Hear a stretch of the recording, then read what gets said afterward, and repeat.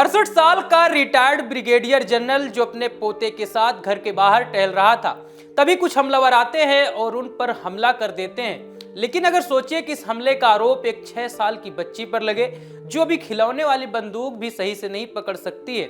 और ये सब हुआ सैन्य शासित पड़ोसी देश म्यांमार में, जहां पर एक 6 साल की बच्ची पर रिटायर्ड सैन्य अधिकारी की हत्या का आरोप लगा है और इस आरोप के लिए उस 6 साल की मासूम को गिरफ्तार भी किया गया है। पूरी कहानी क्या है, चलिए विस्तार से समझते हैं।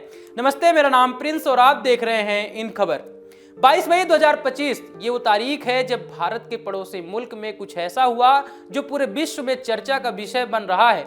इसी तारीख को म्यांमार के यांगून शहर में 68 साल के रिटायर्ड ब्रिगेडियर जनरल चो टुन आंग की गोली मार कर हत्या कर दी गई। वे अपने पोते के साथ घर के बाहर टहल रहे थे, तभी हमलावरों ने उन पर हमला कर दिया। इस हमले की जिम्मेदारी गोल्डन वैली वॉरियर्स नामक आतंकवादी समूह ने ली है। सरकारी media golden new time of Myanmar के मुताबिक 23 से 29 मई के बीच 4 अलग अलग इलाकों में 16 संदिग्धों को गिरफ्तार किया गया है, जिनमें 13 पुरुष और 3 महिलाएं भी शामिल हैं। लेकिन सबसे हैरान करने वाली बात यह है कि गिरफ्तार लोगों में 6 साल की बच्ची लिन लैट भी शामिल है, जो कथित हत्यारे की बेटी है। बच्ची और उसके माता पिता को बागान की सेंट्रल सिटी में पकड़ा गया।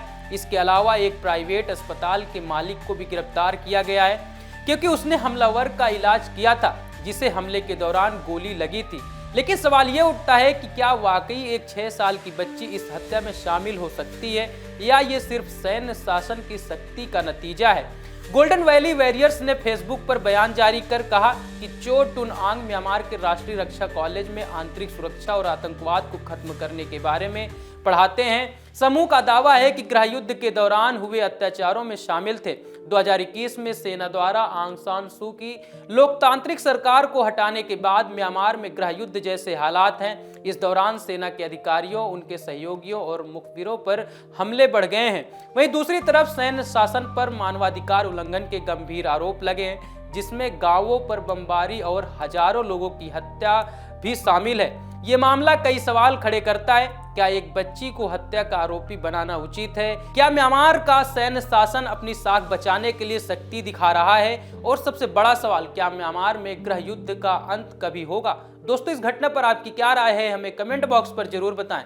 धन्यवाद।